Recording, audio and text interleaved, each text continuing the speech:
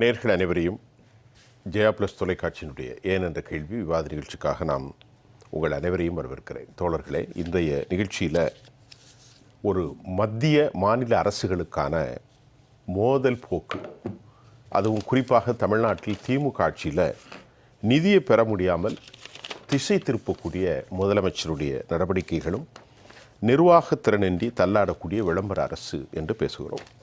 இந்திய நாடு கட்டமைக்கப்பட்டதே அது மத்திய அரசு ஆட்சியோ மாநில அரசு அல்ல, ஒரு கூட்டாட்சி தத்துவத்தின் அடிப்படையில் தான்.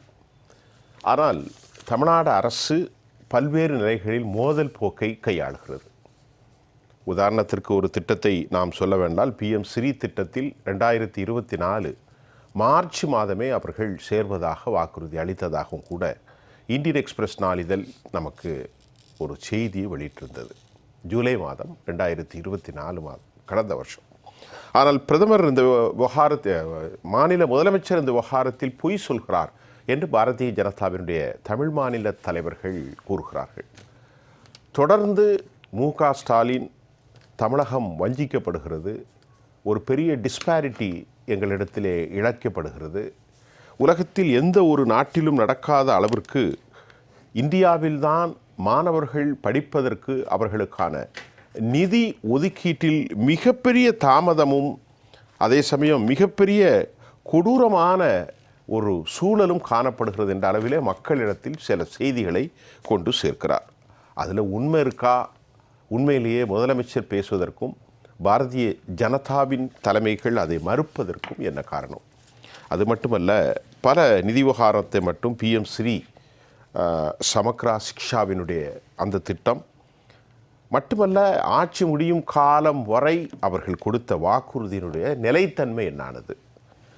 இப்படி பல்வேறு விவகாரங்களை பேச இருக்கிறோம். நிதி ஆதாரத்தையும் பேசத்தான் வேண்டும். இந்த நிகழ்ச்சியில் எம்மோடு கலந்து கொள்கின்றார் கல்வியாளர், எம்முடைய வெளிப்புற படப்பிடிப்பினுடைய டாக்டர் சங்கர் நாராயணன் அவர்களை வரவேற்கிறேன். ஐயா வாங்க சங்கர் நாராயணன்.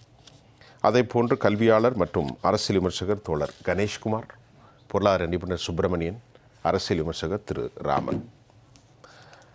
டாக்டர் சங்கர் நாராயணன் சார், நான் உங்கள்கிட்ட இருந்து ஆரம்பிக்கிறேன். நீங்கள் ஒரு கல்வியாளராக, நான் ஏற்கனவே சொன்ன விவகாரங்கள், PM ஸ்ரீ திட்டம், இதையெல்லாம் எடுத்து சொல்லுங்கள். எங்கே என்ன சிக்கல் இருக்கிறது?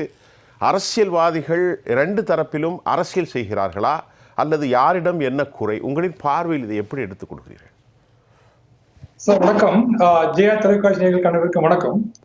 இந்த கடந்த நீங்க சொன்னது மாதிரிதான் இந்த SSAங்கிறது சர்வ சிக்ஷா அபியான் அப்படிங்கிற மூலம் காங்கிரஸ் ஆட்சி காலத்திலே இருக்குது. அனைவருக்கும் கல்வி அப்படிங்கிற திட்டத்துல ஒவ்வொரு மாநிலத்துக்கும் மத்திய அரசு பங்களிப்பை கொடுக்கும். அதுக்கு சமக்ர சிக்ஷா அபியான் அப்படின்னு பெயர் மாற்றப்பட்டு சில மாடிஃபிகேஷன் பண்ணி கொண்டு வந்தாங்க. 2022 tentatively the month of September 7th September 2022 இந்த PM ஸ்ரீ அதுவும் இந்த சமக்ர சிக்ஷானோட சேர்ந்து மெர்ஜ் பண்ணி ஒரு கம்ப்ளீட் ஒரு கேப்சூல் மாதிரி வந்து வச்சுட்டாங்க. அப்போ அதுல யாரெல்லாம் சேர்றாங்களோ அவங்களுக்கு வந்து ஒரு வில்லிங்னஸ் லெட்டர் கேட்டிருந்தாங்க. அப்போ அந்த வில்லிங்னஸ் லெட்டருக்கு நம்ம முன்னாள் தலைமை செயலாளர் சிவதாஸ் மீனா அவர்கள் வந்து 15/3/2024 அன்னைக்கு Sanjay Kumar IAS secretary of government of India department of school எஜுகேஷனுக்கு ஒரு லெட்டர் போட்டிருக்கார். தமிழகத்தினுடைய ஒரு கல்வி செக்ரட்டரி லெவலில் உடைய ஒரு கல்வி டிபார்ட்மெண்ட் ஒரு கமிட்டி போட்டு அந்த பரிந்துரையின்படி நாங்க வந்து ஜாயின் பண்ணிக்கிறோம், உங்களுடைய PM ஸ்ரீ ஸ்கூல்ல ஜாயின் பண்ணிக்கிறோம் அப்படின்னு ஒரு சைன் ஒரு தலைமைச் செயலாளர் கையெழுத்து போட்டு ஒரு கடிதம் வந்து மத்திய அரசுக்கு அனுப்பி இருக்கிறாங்க. அப்ப மத்திய அரசு என்ன ஃபீல் பண்ணுறாங்கன்னா, இந்த SSA-னுடைய நம்ம PM ஸ்ரீயும் சேர்த்து அந்த ஃபண்ட் தான் நமக்கு தமிழ்நாடு கொடுக்க முடியும், அவங்க PM ஸ்ரீயோட சேர்ந்துட்டாங்க. This is no, we cannot separate now SSA and PM Sri because those states are willing to join PM Sri. அவங்களுக்கு அந்த ரெண்டு ஃபண்டுமே மெர்ஜ் ஆயிரும், செப்பரேட்டா வராது. அப்படிதான் அவங்களுடைய பாலிசி கிரியேட் பண்ணி வச்சிருக்காங்க. சோ இதுல வந்து பஞ்சாப் அண்ட் டெல்லி அவங்க என்ன சொல்லிட்டாங்கன்னா, எங்களுடைய ஆம் ஆத்மி ஆளக்கூடிய மாநிலத்துல நீங்க சொல்லக்கூடிய கான்செப்ட்லயே நாங்க ஸ்கூல் ஆஃப் எமினன்ஸ் அப்படிங்கிற மாதிரி பள்ளிகள் வந்து மாநில அரசு திட்டத்திலே வச்சிருக்கிறோம், அதனால நாங்க we are not willing to join அப்படின்னு அவங்க நேரடியாகவே எங்களுடைய இணைய மாட்டோம்ங்கிற கொள்கையை சொல்லிட்டாங்க. அப்புறம் வெஸ்ட் பெங்கால், கேரளா, அண்ட் தமிழ்நாடு, இந்த 3 மாநிலங்களும் ஒரு மதில் மேல் பூனை மாதிரி சரியான பதில சொல்லாம இருந்ததுனால அவங்க வந்து இப்ப என்ன சொல்றாங்க, ஒரு தலைமைச் செயலாளர் நாங்க சேருவோம்னு ஒரு கடிதம் கொடுத்துட்டாங்க. அப்போ இந்த எஸ்எஸ்ஏவும் பிஎம்ஸ்ரியும் மெர்ஜ் பண்ண ஃபண்ட் தான் நாங்க ரிலீஸ் பண்ண முடியும். இப்போ நீங்க வந்து இம்ப்ளிமெண்ட் பண்ணாத ஒரு திட்டத்துக்கு நாங்க ஃபண்ட கொடுக்க முடியாது அப்படிங்கிறது மத்திய அரசு சொல்லக்கூடிய அந்த வாதம் வந்து மிக சரியான வாதம். அப்ப தமிழக அரசு வந்து முதலமைச்சர் பார்வைக்கோ கல்வி அமைச்சருடைய ஒப்புதல் இல்லாமல் முன்னாள் தலைமைச் செயலாளர் இந்த கடிதத்தை அனுப்புனாரா அப்படிங்கிற கேள்வி வருது. அப்ப முதலமைச்சர் அன்னைக்கு நீங்க அனுப்புங்கன்னு சொல்லிட்டு இன்னைக்கு வேண்டாம்னு சொல்றாரா அப்படிங்கிற பார்வை மக்கள் மத்தியில வரும். அப்போ இப்ப எப்போ கமிட்டி அமைச்சாங்க, அந்த கடிதத்துல நாங்கள் வந்து ஒரு எஜுகேஷன் செக்ரட்டரி தலைமையில ஒரு கமிட்டி அமைப்போம், அந்த கமிட்டியினுடைய பரிந்துரையை ஏற்று நாங்க ஜாயின் பண்ணுவோம்னு சொன்னாங்க. அப்ப இப்ப கமிட்டி அமைச்சாங்களா அமைக்கலையா நம்மளுக்கு தெரியாது. கமிட்டி என்ன பரிந்துரை கொடுத்தது, there is no evidence. இப்போ நாங்க சேர மாட்டோம் அப்படின்னு சொல்லிட்டு எங்களுக்கு ஃபண்ட மட்டும் கொடுங்க அப்படின்னு கேட்கறதுல எந்த விதத்திலயும் நியாயம் கிடையாது. அப்ப நீங்க ஒரு சொல்றது ஒண்ணு, அதுக்கு முரணாக செயல்பட்டு நீங்க ஃபண்ட மட்டும் கேட்டானா கண்டிப்பா மத்திய அரசு questions கேட்க ரைட்ஸ் இருக்கு.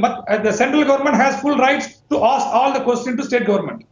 சரி, டாக்டர் சங்கர் நாராயணன் அவர்கள் முதல் கட்ட கருத்தை திரு கணேஷ்குமார் 2026-27 நான் அக்கார்டிங் டு சென்ட்ரல் கவர்மெண்ட்டுடைய இந்த புள்ளியல் சிஎம்ஆருடைய வெளியீடு கருத்து, தே ஹஸ் ஃபண்டிங் அலாட்டட் ஃபார் இந்த பிஎம்ஸ்ரீக்கு 27,360 crore, கிட்டத்தட்ட ஒரு மதிப்பீட்டில் 4 பில்லியன் அமெரிக்க டாலர்களுக்கு கொஞ்சம் கம்மி, 4 பில்லியன் வச்சுக்கணும். இதில் ஒரு 18,128 கோடியை வந்து மத்திய அரசு ஏற்கும், மீதி உள்ளதை மாநில யூனியன் பிரதேசங்களுடைய பங்களிப்பு அறியப்பட்டு அந்த அளவுகோலின் அடிப்படையில் நம்ம ஏற்கும் நிறைய ரூல்ஸ் லெட் இட் பி, இது ரொம்ப கிளியர் செய்ய வேணும். பட் இதில் வந்து பல விஷயங்களை சொல்லியிருக்கிறாங்க. ஆனால் தமிழ்நாடு அரசு தோழர் சங்கர் நாராயணன் ஐயா அவர்கள் சொன்ன மாதிரி ஒரு அரசாங்கம் பிஎம்ஸ்ரீ திட்டத்தில் இணையாமல் எப்படி பாட்டி கொடுப்பாங்க? ஒரு சாதாரண ஒரு லாஜிக்காக நான் கேட்குறேன், ஒரு திட்டத்தில் இணைஞ்சால் உங்களுக்கு நான் ஃபண்டு தருவேன், இதுக்கு பெரிய அறிவியெல்லாம் தேவையில்லை. அப்போ இந்தியன் எக்ஸ்பிரஸ் வெளியிட்டிருக்கு, நான் இப்போ பேசுகிறது இந்தியன் எக்ஸ்பிரஸில் நீங்கள் போய் பார்த்துக்கலாம். போன வருஷம் ஜூலை மாதம் வெளியிடப்பட்ட செய்தியில் தமிழ்நாடு அரசு சிவதாஸ் மீனா வந்து road the letter to central government concern authority, Tamil Nadu அரசு வந்து அக்செப்ட் பண்ணுது. அப்போ பொய்யான கருத்தை ஒரு முதலமைச்சர் பப்ளிக் டொமைனில் பேசுகிறாரா, எப்படி பார்க்குறீங்க? இதில் வந்து முதல் ரீசன் வந்து இதை வேண்டாம், அதாவது இந்த நியூ எஜுகேஷன் பாலிசியை தான் இவங்க டைரெக்டாக வேண்டான்னு சொல்கிறாங்க அப்படின்னு வச்சு பார்ப்போம், வைத்துக்கொள்வோம். அதுதான் இவங்க வந்து நியூ எஜுகேஷன் பாலிசியில் தான் இந்த பிஎம் ஸ்கீம்ஸ் வருது. இதில் வந்து மெயினாக இவங்க எதிர்க்கிறது வந்து அதாவது மாநிலங்களுடைய மொழி பிரச்சனையை தான் இவங்க பெருசாக, அதாவது under national education policy, new education பாலிசியில் தமிழுக்கான முக்கியத்துவம் இல்லை, அந்த மாநிலங்களுக்கான மொழிகளுக்கான முக்கியத்துவம் இல்லை அப்படின்ற ஒரு விஷயத்தை தான் இவங்க பேசுகிறாங்க. ஏன்னா இன்னைக்கு கூட முதல்வர் அவர்கள் சொல்கிறது இல்லைன்னு பார்த்தாங்கன்னா தமிழுக்கு வந்து இம்பார்ட்டன்ஸ் கிடையாது, ஹிந்திக்கு இம்பார்ட்டன்ஸ் கொடுக்குற மாதிரி சொன்னதுனால தான் அதை நாங்கள் ஒத்துக்க முடியாதுன்னு சொன்னதுனால தமிழகம் வஞ்சிக்கப்படுகிறது அப்படின்ற ஒரு பாயிண்ட்டை தான் அவர் சொல்கிறாருன்னு வச்சுப்போம். ஸோ இப்போ அதில் நியூ எஜுகேஷன் பாலிசியில் இவங்களோட அண்டர்ஸ்டாண்டிங் தப்பா இல்லைன்னா மக்கள்கிட்ட இவங்க தப்பாக ஒரு நியூஸை வந்து கன்வே பண்ணுறாங்களா அப்படின்னு தான் பார்க்கணும். ஏன்னா 1986 வந்த எஜுகேஷன் பாலிசியில் என்ன சொல்லியிருக்காங்கன்னா, there will be emphasis on Hindi as well as English அப்படின்ற ஒரு பாலிசி தான் இவ்வளோ நாளாக எல்லாருமே ஃபாலோ பண்ணிகிட்டு இருக்கோம்.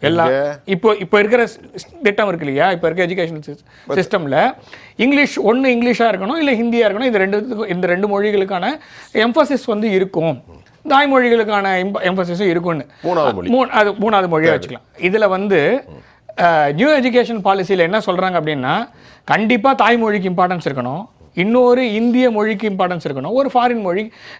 இது வந்து எந்த இடத்துலையுமே ஹிந்தி அப்படின்ற ஒரு மென்ஷன் கிடையாது, எங்கேயுமே இங்கிலீஷ்ன்ற மென்ஷனும் கிடையாது. ஸோ அவங்க இது வந்து மல்டி லிங்குவலிசம் அப்படின்றத நோக்கி நகரக்கூடிய ஒரு நியூ எஜுகேஷன் பாலிசியை இவங்க வந்து ஹிந்தி திணிப்பு அப்படின்றதையோ இல்லைன்னா வேற ஒரு மொழி திணிப்பு அப்படின்றதையோ இவங்க வந்து தப்பாக ஒரு மிஸ்கன்செப்ஷன் கொண்டு வர மாதிரி தான் ஒரு ஃபீல் இருக்குது. ஸோ இப்போ நியூ எஜுகேஷன் பாலிசி வந்ததுன்னா தமிழ் இன்னமும் அழிஞ்சு போயிடுற மாதிரியோ இல்லைன்னா ஹிந்தி வந்து பெருகக்கூடிய ஒரு திட்டமாகவோ இந்த திட்டத்தை வந்து கொண்டு போய் சேர்ப்பதற்கு இந்த ஒரு அறிக்கையை வந்து அவர் யூஸ் பண்ணுறாரு அப்படின்ற மாதிரி தான் நான் பார்க்குறேன். இல்லை, இப்போ ஒரு சின்ன கேள்வி என்னென்னா, இது முழுக்க முழுக்க ஒரு பிரைம் மினிஸ்டர் தமிழ்நாடு சிஎம் இந்த made a lying statement to public concern, அப்படி தானே? கிட்டத்தட்ட அப்படி தான் இருக்குது. கிட்டத்தட்டனா இப்போ ஆதாரப்பூர்வமாக நம்ம லோக்கல் சேனலில் சொல்லலை, சிவதாஸ் மீனா வந்து லெட்டர் எழுதியிருக்கார், நாங்கள் ஏற்றுக்கொள்கிறோம். கண்டிப்பாக. அப்போ இன்றைக்கி அண்ணாமலை தமிழ்நாடு அண்ணாமலை அரசியல் செய்கிறார், திமுக அரசியல் செய்கிறார், அரசியல்வாதி அரசியல் தான் செய்வார். நமக்கு நோக்கம் என்ன? ஒரு நெறியாளரா இதில் என்ன உண்மை இருக்குது? அப்போ அவங்க வந்து அக்செப்டன்ஸ் வந்து இருக்குது, நாங்கள் ஏற்றுக்கிறோன்னு. அப்போ நிதியை பெறாமல் பொய் சொல்கிறார்கள் என்ற கேள்வி வருமில்ல? இப்படி சொல்லிட்டு நாம் நிதியை பெற்றுக்கொண்டால் இது மாதிரி ஒரு அரசாங்கத்தினுடைய முதலமைச்சர் பேசுவது எப்படி சார்? இம்ப்ளிமெண்டேஷன் பண்ணாதான் நிதியை நீங்கள் வாங்க முடியும். அது நீங்கள் அதுக்கு நீங்கள் ஒத்துக்கவே இல்லை அப்படின்னு ஒரு இடத்துல ஒத்துக்கிறீங்க, இன்னொரு இடத்துல ஒத்துக்கலான்னு சொல்கிறீங்க. அதாவது எப்போ சைன் எல்லாம் வச்ச பிறகு தான் நிதி வரும். சைன் அது ஒன்று. ரெண்டாவது வந்து டாக்குமெண்ட் மாத்திரம் தான் பேசுமே தவிர வாயில பேசாது, செல்லாது. ஸோ அப்படி வச்சு பார்க்கும்போது நான் டாக்குமெண்ட்டில் நான் ஒத்துக்கிறேன்னு சொல்லிட்டு இம்ப்ளிமெண்ட் பண்ணாமல் நான் வந்து வாய் அளவில் வந்து நான் எதிர்த்து பேசுகிறேன்னா அது செல்லாது. ஸோ வாயில் சொல்கிறது வந்து என்றைக்குமே எந்த ஒரு இடத்துலையுமே செல்லாது. டாக்குமெண்ட்டில் வந்து சீஃப் செக்ரட்டரி என்ன கொடுத்துருக்காரோ அந்த பிரின்சிபல் செக்ரட்டரியோட சிக்னேச்சர் இருக்கிற டாக்குமெண்ட் எதுவோ அதுதான் கரெக்டே தவிர அது ஆல்ரெடி போயிடுச்சு. ஏன்னா அது வந்து சென்ட்ரல் கவர்மெண்ட் கிட்ட இருக்கும்போது அதுதான் கரெக்டான ஒரு மெட்ரிக்காக எடுத்துக்க முடியுமே தவிர இன்று அவர் சொல்வதை நம்ம எடுத்துக்க முடியாது. சுப்பிரமணியன் சார், ராங் ஸ்டேட்மெண்ட் வந்து cannot be made. அதாவது எந்த விஷயத்தில் நன்மை செய்யாது. இப்போ பிரைம் மினிஸ்டர் சிஎம் வந்து சொல்லிக்கிட்டு இருக்காரு, I think I hope there all the politician instigate the broke the people by the way of ethnics, அந்த மாதிரியான ஒரு அடையாளம், நேஷ்னாலிட்டி. பட் நம்ம வந்து இப்போ வந்து இன்டர்நேஷ்னல் லெவலில் மர்ஜ் ஆகிட்டோம். We should have a right to connective all international languages. ஏன் இப்படி சொல்லிகிட்டு இருக்கோம்? அதுக்கு முன்னாடி ஒரு சின்ன தரவு கொடுத்துட்றேன். நீங்கள் வந்து இந்தியன் எக்ஸ்பிரஸில் வந்து இதெல்லாம் சொன்னீங்க, அதெல்லாம் உண்மையான தரவு சார். இந்தியன் எக்ஸ்பிரஸ் ஜூலை மாதம் போய் பாருங்கள் சார். அதுக்கு முன்னாடி நான் சொல்லிடுறேன். நீங்கள் சொல்லுங்கள். அரசாங்க ஆணை டிஓ லெட்டர் நம்பர் 2161/BUD1 பட் 1 2024 dated 15/3/2024 சிவதாஸ் மீனா அவர்கள் கையொப்பமிட்ட டிஓ லெட்டர். ஐயா சங்கர் நாராயணன் சொன்னது 2169 2161வது நம்பர். இந்த சர்க்குலரை போய் நீங்கள் படிச்சிடலாம். 15/3/2024 இஷ்யூ பண்ணியிருக்கிறாங்க. அதில் என்ன சொல்கிறாங்க அப்படின்னா, இன் திஸ் ரிகார்ட், அதாவது இந்த பிஎம்சி திட்டத்துக்கு வந்து சேர சொல்லியிருக்கிறாங்க. அதன் அடிப்படையில் a state level committee headed by school education secretary has been constituted. Right. அவர் ஸ்கூல் எஜுகேஷன் செக்ரட்டரி அவரோட தலைமையில் வந்து ஒரு கமிட்டி நாங்கள் போட்டுட்டோம். Based on the recommendation of the committee, the MOU for establishing memorandum of understanding for establishing the PMC schools will be signed by the state before beginning of the next academic year 24-25. ஒரு கமிட்டியை நாங்கள் வந்து அமைச்சிட்டோம். ஆமாம் இல்லை June 24 முடிஞ்சு போச்சு. June 24 அன்னைக்கு academic year ஆரம்பிச்சிடுச்சு. June ஜூலையில் ஆரம்பிச்சிடும். அந்த அகாடமிக் இயர் ஆரம்பிக்கிறதுக்கு முன்னாடி நாங்கள் அதுக்கு மார்ச் 2024 அந்த கமிட்டியை ஃபார்ம் பண்ணிட்டோம். அந்த கமிட்டி கொடுக்குற ரெக்கமெண்டேஷன் படி மெமரண்டம் ஆஃப் அண்டர்ஸ்டாண்டிங் மத்திய அரசாங்கம் மாநில அரசாங்கம் சைன் பண்ணிவிடுவோம். இதை வந்து 24-25 கல்வியாண்டுக்கு முன்னாடி ஆரம்பிப்பதற்கு முன்னாடி இம்ப்ளிமெண்ட் பண்ணிவிடுவோம். Therefore it is requested to release the fund. அப்போ கேட்குறாங்க, கடைசி ஒரு தவணைகள் மீதம் இருக்குது இல்லையா, அதனால் இந்த தவணைகளை வந்து எங்களுக்கு வந்து ரிலீஸ் பண்ணிவிடுங்கன்னு கேட்குறாங்க. இப்போ என்ன ஆகும்னா, ஐயா சொன்ன மாதிரி கூட இது கண்டிஷ்னல் ரிலீஸ் பண்ணியிருந்தாங்க அப்படின்னா அடுத்த வாட்டி நீங்கள் ரிலீஸ்க்கு இன்ஸ்டால்மெண்ட்டுக்கு போகும்போது அவங்க என்ன கேட்பாங்கன்னா, போன வாட்டி நீங்கள் என்ன சைன் பண்ணீங்க, அதாவது இந்த திட்டத்தை இம்ப்ளிமெண்ட் பண்ணிவிடுவோம், அதுக்கப்புறம் எனக்கு ரிலீஸ் பண்ணுங்கன்னு சொன்னீங்க. ஸோ அடுத்த தவணை வாங்கும்போது ரிலீஸ் நீங்கள் இம்ப்ளிமெண்ட் பண்ணிட்டீங்களா, அந்த பிஎம்சிக்கு உண்டான எம்ஓஇ வந்து அக்ரி பண்ணிட்டீங்களா, சைன் பண்ணிட்டீங்களா கேட்கும்போது அப்போ இல்லைன்னு சொல்லும்போது அந்த தவணை நின்று போகும். அதாவது இது வந்து என்ன பண்ணியிருக்காங்கன்னா, முழு சோத்தை வந்து பூசணிக்காய் நம்ம இது முழு பூசணிக்காய் சோத்தில் மறைக்கிற மாதிரி இது அப்படியே மறைச்சிடலான்னு பார்த்துருக்குறாங்க. இல்லை, இப்போ நான் என்ன கேட்குறேன், அரசியலை விட்டுருங்க. இப்போ மக்கள் என்ன நினைப்பாங்க, தமிழக அரசு ஒரு மிகப்பெரிய டிஸ்கிரிமினேஷன் டிஸ்பாரிட்டிக்கு உள்ளாயிருக்கு. கண்டிப்பாக ஒரு பெரிய பாகுபாடு, ஒரு சமவேற்ற தன்மை. அப்போனா concern authority they must come here and expose to the people. என்ன சொன்னாங்கன்றது மக்கள் சொல்லணும். கண்டிப்பாக இதில் என்ன சொல்கிறாங்கன்னா, உடனே திரிபுவாதம் என்ன பண்ணுறாங்கன்னா, இது இருமொழி கொள்கைக்கு எதிரானது, அதனால தான் இது பண்ணல அப்படின்றாங்க. ஆனால் அதுக்கு வந்து ஒரு ஆர்டிஐயில் வந்து ஒரு தன்னார்வல தொண்டர் வந்து ஒரு போட்டு ஒரு கேள்வி கேட்டிருக்கிறாங்க. இங்கே இருமொழி கொள்கைன்னா அப்புறம் வெறும் தமிழ் இங்கிலீஷ் மட்டும் தான் கற்றுக் கொடுத்துருக்கிறீங்களா அப்படின்னு கேட்டதுக்கு, அரசாங்க பள்ளிக்கூடங்களில் தமிழ், இங்கிலீஷ், உருது, தெலுங்கு எல்லாமே இருக்குது. அப்போ உருது அண்ட் தெலுங்கு வந்து வேற்று மொழிகள். அப்பயே நீங்கள் வந்து மற்ற நம்ம மாநிலத்து மொழிகளை வந்து உள்ளே கொண்டு வரல நீங்கள். அப்போ உங்களுக்கு ஓட்டு வாங்குவதற்காக மட்டுமே உருது பேசுகிற நபர்களும் தெலுங்கு பேசுகிற மக்களும் மட்டுமே உங்களுக்கு தேவைப்படுகிறார்கள். ஏன் மலையாளம், கன்னடம் எல்லாம் என்னாச்சு? பக்கத்தில் அண்டை நாடுகள் தானே, அண்டை மாநிலம் தானே. அங்கே இந்த ஒரு 10 கிலோமீட்டர் 20 கிலோமீட்டர் கூப்பிட்ட குரல் மலையாளம் இருக்காங்க. அப்ப நீங்க ஓட்டு வங்கிக்காக இருமொழி கொள்கை என்ற ஒரு வேடத்தை நீங்க புனைகிறதுனால தான் வந்து மக்களுக்கு வந்து இதெல்லாம் வெளில வந்துடும். இப்போ ஸோ நீங்கள் வந்து இருமொழி கொள்கையை வந்து எதிர்க்கிறது அந்த நியூ எஜுகேஷன் பாலிசி அப்படின்னா, இப்போ நீங்கள் இருக்கிறது என்னது? இருமொழி கொள்கை தான் இருக்குது. இருமொழி கொள்கையை இல்லை மும்மொழி கொள்கையை நீங்கள் கடைபிடிக்கிறது. ஸோ இதெல்லாம் வெளியில் வரணும் இப்போது. ஸோ இன்னொன்று என்ன பார்த்தீங்கன்னா, இந்த நம்ம என்னென்ன கல்வி பாடத்திட்டங்கள் நம்ம கொண்டு வந்துட்டுருக்கிறோம், அதனோட நடைமுறைகள் எப்படி இருக்குன்னு பார்த்தீங்கன்னா, இப்போ நிதர்சனமாக உண்மை பார்க்கணும் அப்படின்னா, இந்த தமிழ்நாடு கவர்மெண்ட் எக்ஸாம் நடந்தது, டிஎன்பிஎஸ்சி எக்ஸாம் நடந்தது. அதில் ஒரு கேள்வி கேட்டிருக்கிறாங்க, தாய் மாணவர் என்ற திட்டம் வந்தது எதனால் அப்படின்னு கேட்டிருக்காங்க. அதுக்கு வந்து கேள்வி சொல்லியிருக்காங்க, தாய்மானவர் என்ற திட்டம் வந்து முதல்வர் செயல்படுத்தியதுனால ஒரு வெகு விமர்சையாக மக்களால் வந்து பெயரிடப்பட்டது அப்படின்னு சொல்கிறாங்க. தாய்மானவர் வந்து இவர் கொண்டு வந்த திட்டங்கள்னால அவருக்கு வந்து தாய்மானவர் வச்சுருக்காங்க. ஆனால் தாய்மானவர் ஸ்கீமோட அப்ஜெக்டிவ் முதல்ல திட்டம் துவங்கப்பட்ட அது ஒரு கான்டெக்ஸ்ட் நோட் கொடுப்பாங்க. அதில் போய் பார்த்ததுக்கு வந்து தாய்மானவர் என்பவர் வந்து கருணையின் அடிப்படையில் மக்களுக்கு தொண்டு செய்தார், அதனால் தாய்மானவர் என்ற பெயர் வந்ததுன்னு சொல்லியிருக்காங்களே தவிர, இப்போ அதை மறைச்சாச்சு. இப்போ அனைத்து இதில் பார்த்தீங்கன்னா இதிகாச புராணங்கள் நம்மளோட கல்ச்சரல்ஸ் எல்லாத்தையும் வந்து மறைத்து விட்டு மடைமாற்றம் செய்து விட்டு தாய்மானவர் என்ற ஸ்கீம் வந்ததுக்கு காரணம் வந்து இவர் தாயுள்ளம் போல இருக்கிறாரு, அதனால் மக்கள் பெயரிட்டிருக்கிறார்கள் அப்படின்னு சொல்லிட்டு ஆன்சரை மாற்றிட்டாங்க.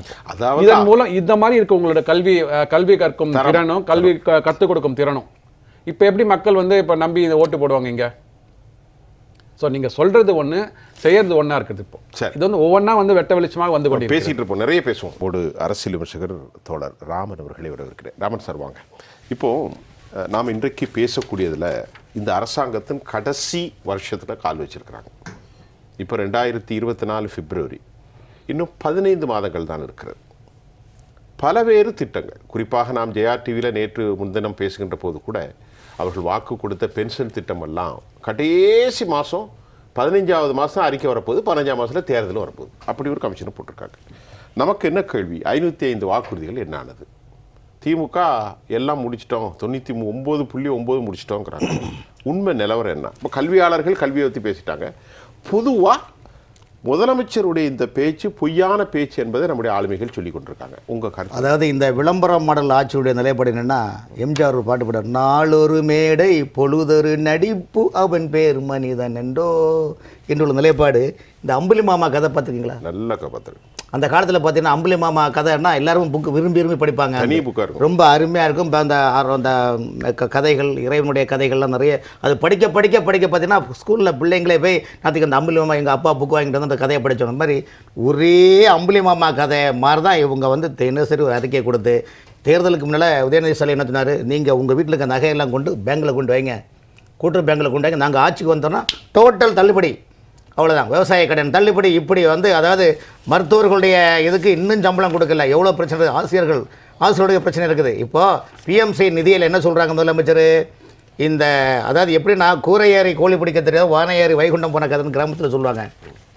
மத்திய அரசு தமிழக அரசை வஞ்சிக்கின்றது, இதனால் ஆசிரியர்களுக்கும் மாணவர்களுக்கும் பெரும் திண்டாட்டம் என்று இந்த பிஎம்சி நிதியை சொல்கிறாங்க. அதாவது எழுதாத பக்கம் வாசிக்கிற கதை மாதிரி, ஆள் இல்லாத ஊரில் டீ ஆத்துற கதை மாதிரி. அந்த நிலைப்பாடு என்னென்னா, அதுக்கு என்ன சொல்கிறாங்க, ஏன் என்றால் மத்திய அரசு இந்தியை திணிப்பதற்கான திட்டத்தை கொண்டு வருகின்றது, நாங்கள் இருமொழி கொள்கையை கையில் வைத்துள்ளோம், ஆகவே இந்தியை வந்துவிடக்கூடாது என்பதற்காக தான் நாங்கள் வந்து எங்களை அரசு அந்த வந்து பழிவாங்கன்னு சொல்கிறாங்க. இப்படி அண்ட புலிகை எதற்கு உள்துறை அமைச்சகமோ அல்லது மத்திய அரசு அந்த மாதிரி சொல்லவே இல்லை, எங்கேயுமே சொல்லவே இல்லையே. அப்படி என்றால் இவர்களுக்கு என்னென்னா, ஒரே ஒரு தமிழ்நாட்டில் திமுக எடுத்துருக்குள்ள 2 ஆயுதம், ஒன்று பிராமண எதிர்ப்பு, 2வது மத்திய அரசை ஏதாவது குறை சொல்லணும். நாடாளுமன்றத்தில் இங்கே உள்ள எம்பிக்களை ஃபுல்லாக என்ன பண்ணுறாங்க, டெல்லியில் போய் அறிவாலயத்துக்கு துதி பண்ணிட்டு வந்துட்டே இருக்கிறாங்களே தவிர்த்து எந்த திமுக எம்பிக்களாவது நாடாளுமன்றத்தில் போய் தங்களுக்கு வாக்களித்த தொகுதி மக்களுடைய தேவைகளை ஏதாவது சொல்லியிருக்காங்களா? இன்றைக்கு வரைக்கும் அவங்க சொன்னது கிடையாது. இதையெல்லாம் திசை திருப்பதுக்காக தான் திமுக தினசரி ஏதாவது ஒரு அறிக்கையை கொண்டு விட்டுட்டு ஏமாற்றிட்டு இருக்கிறாங்க. இப்படிப்பட்ட நிலைப்பாட்டில் தமிழக மக்களை, அதாவது இந்த கல்வி கொள்கை எவ்வளோ மோசமான ஒரு நிலைப்பாடு. கல்வித்துறையை அன்னைக்கு நிர்வாகத்தை குட்டிச்சாராங்க, எங்கே பார்த்தாலும் கொள்ளை, வழிப்பறை, கற்பழிப்பு, கஞ்சா வழக்கு, குமரி முதல் கிழவிய வரைக்கும் கற்பழிப்புக்கு பஞ்சமே இல்லாத ஒரு நிலைப்பாடு அன்னைக்கு உருவாக்கி இந்த ஆட்சியில் தான் சார் நடக்குது. எங்கேயாவது மனசாட்சி பார்க்கல. எந்த டிபார்ட்மெண்ட் ஊழலுக்கு பஞ்சமே கிடையாது. முதலமைச்சருக்கு இதெல்லாம் தெரியுமா? ஒரு சின்ன கேள்வி நீங்கள் சொன்ன உடனே, இப்போ சமீபத்தில் வரக்கூடிய செய்திகள் ரொம்ப ஒரு தந்தையாக ரொம்ப வருத்தடிக்கு. நம்முடைய பிள்ளைகளே பள்ளியில் கல்வி கருத்து கொடுக்கக்கூடிய ஆசிரியர்களால் பாலியல் சீண்டலுக்கு உட்படுத்தப்படுகிறார். ட்ரெயினில் போனால் பாலியல் சீண்டலுக்கு உட்படுத்த. இல்லை, அது காரணம் என்னன்னா, அந்த காலத்தில் பள்ளிக்கூடத்தில் பிள்ளை அரசாங்கப்படுறது நன்னறி கல்வி உண்டு. இன்றைக்கி நன்னறி கல்வி கிடையாது. திமுக காரங்க நடத்தக்கூடிய கல்லூரிகளையோ பள்ளிக்கூடத்துலையோ தமிழ் படித்தா 500 ரூபா ஃபைன் போடுறாங்க. ஆனால் அவங்க என்ன படிச்சு கொடுக்குறாங்க? 5 மொழியை படித்து கொடுக்குறாங்க. இங்கிலீஷு, ஹிந்தி, பிரெஞ்சு மொழியெல்லாம் 5 மொழியை படித்து கொடுக்குறாங்க. இதெல்லாம் பார்த்தீங்கன்னா முழுக்க தமிழ்நாட்டில் திமுக நடத்தக்கூடிய அத்தனை பள்ளிக்கூடத்தில் நீங்கள் பார்த்தீங்கன்னா தமிழில் நீங்கள் பேசினாலோ தமிழ் வார்த்தை எழுதினாலோ 500 ரூபா ஸ்பாட் ஃபைன், டிராஃபிக்கில் ஃபைன் போட்ட மாதிரி போடுறாங்க. நீங்கள் அங்கே படிக்கிறது ஹிந்தி படிக்கணும், இங்கிலீஷ் படிக்கணும், பிரெஞ்சு மொழி படிக்கணும். இப்படிப்பட்ட 5 வெளிநாட்டு மொழிகளை படித்து இந்தியா தேசிய மொழிகளை படித்தால்தான் உங்கள் பிள்ளையா அவன் ஹிந்தி சரளமாக பேசுகிறான் சார். இவங்க எல்லாமே பார்த்தீங்கன்னா முழுக்க ஓட்டு வங்கிகள் நாடகம் சார். தமிழ்நாட்டு மக்களில் 8 கோடி மக்களையும் இன்னைக்கு அவங்க முட்டாள்தனமாக ஆக்குறாங்க. தங்களுடைய குடும்பம் தான் வாழ வேண்டும், தமிழ்நாட்டு ஏழை எளிய மக்கள் எக்கேடு கெட்டு போனால் என்ன என்ற ஒரே சித்தாந்தம் தான் இந்த விடிய அரசுடன் கையில் உள்ளதை தவிர்த்து மக்களுடைய வளர்ச்சிக்கு அவர்கள் எதுவும் செய்யவில்லை. கல்வித்துறை எப்படி அவங்களுக்கு தெரியாதா? ஒரு முதலமைச்சர் அதாவது இதுக்குத்தான் எம்ஜிஆர் அவர்கள் அதிமுகவும் திமுகவும் ஒன்று சேர்ந்து பிஜு பட்நாயக் ஒரு காலத்தில் இங்கே வந்தார்ல, வரும்போது பொழுது விடுந்தாலும் வேலூரில் கூட்டம். வேலூர் கூட்டத்தில் பிஜு பட்நாயக் காலில் எம்ஜிஆரை கூப்பிட்றாரு. எம்ஜிஆர் என்ன தெரியுமா? ஐயா, நீங்கள் நன்றி, ஆனால் எங்கள் அம்மா நைட்டில் கனவுல என்ன சொன்னாங்க தெரியுமா?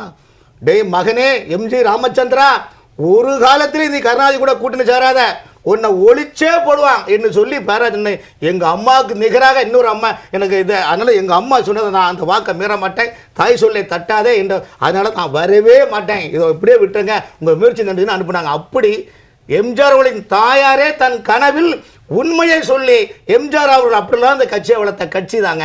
அப்படிப்பட்ட ஒரு சத்தியமும் தர்ம சிந்தனையும் உள்ள இந்த அதிமுக கட்சியில் இப்படிலாம் ஆட்சி அமைச்சாங்க நிலைப்பாட்டில். தமிழ்நாட்டில் பொறுத்த வரைக்கும் திமுக மனநிலை என்ன என்றால், கண்ணு கெட்டது நமக்கு எதிரி இல்லை, எப்படி வேண்டுமானாலும் மக்களை ஏமாற்றலாம், எப்படி வேண்டுமானாலும் கொள்ளையடிக்கலாம். தமிழ்நாட்டை இவர்கள் பந்திப்பை மாதிரி சுருட்டி கொண்டு சொல்கிறார். இந்தியாவிலேயே நீங்கள் பார்த்தீங்களா சார், எந்த மாநிலத்தை இந்த மாதிரி சார், தமிழ்நாட்டில் மட்டும்தான் அதாவது இறை சிந்தனையை மறைத்து, தேசிய தெய்வீகத்தை மறைத்து, ஏதோ ரஷ்யா உக்ரைன் மாதிரி தனியான ஒரு நாடு மாதிரி அந்த மனநிலையை உருவாக்கி, தமிழ்நாட்டில் ஏதோ தனக்கு சொந்தமான ஒரு நாடு மாதிரி ஒரு நிலைப்பாடு உருவாக்கி மக்களை ஏமாற்றுகின்றார்கள். இத்தகைய ஏமாற்று வித்தைகளை தான் திமுக ஆட்சி, இந்த விடிய அரசு, இந்த விளம்பர அரசு தமிழக மக்களை ஏமாற்றிக் கொள்கின்றது. தமிழக மக்கள் விழித்தெழும் காலம் வெகு தூரம் இல்லை. 2026 மீண்டும் அதிமுக ஆட்சி வரும் என்று தியாகத்திலே சின்னம்மா இரவு பகலாக சொல்கிறார் என்றால் தமிழ்நாட்டு மக்களின் நலனுக்கும் பலனுக்கும் தான். சுப்பிரமணியன், இப்போது இந்த ஒரு 4 ஆண்டுகளாக தமிழ்நாட்டுடைய நிதிநிலை, தமிழ்நாட்டுடைய சட்ட ஒழுங்கு, இப்பொழுது பிஎம் ஸ்ரீனுடைய விவகாரத்தில் முதலமைச்சருடைய ஒரு பொய்யான statement, implementation of the policy எல்லாமே ஒரு very hard and crunchy situation to be appear, ஒரு கடினமான போக்கு இருக்கிறது. இந்த நேரத்தில் திமுக அரசு இந்த 4 வருஷம் முடிந்தப்போ ஒரு வெள்ளை அறிக்கை வெளியிட வேண்டும் என்ற பல பேர், இப்போ நிதி ஆதாரங்கள் தமிழ்நாடு தூர் வராமல் பல பிரச்சனைகளில் வெள்ளத்தை மத்திய அரசு பேரிடர் என்றெல்லாம் எல்லாம் மத்திய அரசின் குறை சொல்கிறார்கள். பொது ஊடக ஆர்வலர்கள் என்ன சொல்கிறார்கள்? ஐயா, உங்களுக்கு 2 பேருக்கும் இந்த would have a kind of the different ideology different இருக்கலாம், ஆனாலும் நல்ல திட்டங்களை நீங்கள் ஏற்றுக்கொள்ள ஏன் மறுக்கிறீர்கள்? வெள்ளை அறிக்கை வெளியிட வேண்டும். வாக்குறுதிகள் என்னானது? 505 வாக்குறுதிகள், இதுதான் கேள்வி. 505 வாக்குறுதிகள் 100% நிறைவேற்றிட்டாங்க அப்படின்னு சொல்றாங்க. நான் சொல்லல, முதலமைச்சர் சொல்லியிருக்கிறார். சரி, நீங்க ஏன் சொல்றீங்க? ஆமா, செப்டம்பர் 12, 2023 அன்னைக்கே சொல்லிட்டார் அவர். செப்டம்பர் 12, 2023 வருகின்ற ஒரு 3 நாட்களில் செப்டம்பர் 15 அறிஞர் அண்ணாவின் பிறந்தநாள் வரும்போது மகளிர் உரிமை தொகை மக்களுக்கு கொடுக்கும்போது கடைசி வாக்குறுதி அதுதான். அது இம்ப்ளிமெண்ட் பண்ணியாச்சு அப்படின்னா 100% நாங்கள் இம்ப்ளிமெண்ட் பண்ணிட்டோம் அப்படின்னு சொல்லிட்டு ஓப்பன் ஸ்டேட்மெண்ட் ப்ரெஸ்ஸில் கொடுக்குறாரு. ஆமாம், ஆனால் அவரே அது பொய்ன்னு சொல்லிட்டார். அப்போ சொன்னது 100% சொல்லிட்டு இப்போ ஒரு 3-4 வாரங்களுக்கு முன்னாடி ஒரு பொது மீட்டிங்கில் பேசும்போது நாங்கள் இது வரைக்கும் 389 வாக்குறுதிகள் தான் வந்து நிறைவேற்றியிருக்கிறோம், இன்னும் மீதி 116 வாக்குறுதிகள் இருக்கிறது அப்படின்னு அவரே வந்து ஓப்பனாக வந்து பகிரங்கமாக வாக்குமூலம் கொடுத்துருக்கிறார். சரி, அவரே 116 பெண்டிங் அப்படின்ட்டாரு. 389 இம்ப்ளிமெண்ட் பண்ணியிருக்கோம் அப்படின்னா நம்ம உள்ளே போய் நீங்கள் டீட்டெயில்ஸ் பார்த்தீங்கன்னா உங்களுக்கு தெரியும். ஏன்னா மகளிர் உரிமை தொகை இம்ப்ளிமெண்ட் பண்ணுறேன்னு சொன்னது வந்து உரிமை தொகை கொடுக்க போகிறேன்னு அனைத்து மகளிருக்கும் கொடுக்குறேன்னு சொல்லிட்டு அப்புறமா யாரெல்லாம் வந்து அது உரிமை யாருக்கெல்லாம் வந்து அந்த இதை வந்து பிலோ பாவர்ட்டி லைன் யாரெல்லாம் இருக்கிறாங்களோ அவர்களுக்கு ஒரு வரைமுறையை கொடுத்தாங்க. பிபிஎல் கீழே இருக்கிறவங்களுக்கு வரைமுறை கொடுத்தாங்க. அது அவர்கள் ஆட்சிக்கு வந்து ஒரு 2 வருடங்களுக்கு அப்புறமா இம்ப்ளிமெண்ட் பண்ணாங்க. இப்படி நீங்கள் ஒவ்வொரு வாக்குறுதியும் வந்து கரெக்டாக அவங்க சொன்னதை வந்து நிறைவேற்றிட்டாங்களான்னு பார்த்தீங்கன்னா இல்லவே இல்லை. மின்சார கட்டணம் வந்து 1000 யூனிட்டுக்கு மேலே யாரெல்லாம் வந்து உபயோகிக்கிறாங்களோ மாதம் மின் கட்டணம் எடுப்பாங்க. முதல்ல கண்ணுக்கு தெரிஞ்ச வாக்குறுதி நிறைவேற்றப்பட்டதா எல்லாரும் கேட்குறாங்க. மாசம் வந்து எங்களுக்கு கம்மியாக இருக்குமே, 6000 ரூபாய் கம்மியாக இருக்கும். அவங்க சொன்னது வாக்குறுதியில் சொன்னது 6000 ரூபாய் உங்களுக்கு வந்து சேமிப்பாகும் வருடம் எங்க. ஸோ அது மாதிரி போனீங்கன்னா அப்புறம் இது கரும்புக்கும் நெல்லுக்கும் ஆதார விலை 4000 ரூபா, 4500 ரூபாய், 2500 ரூபாய் எங்க.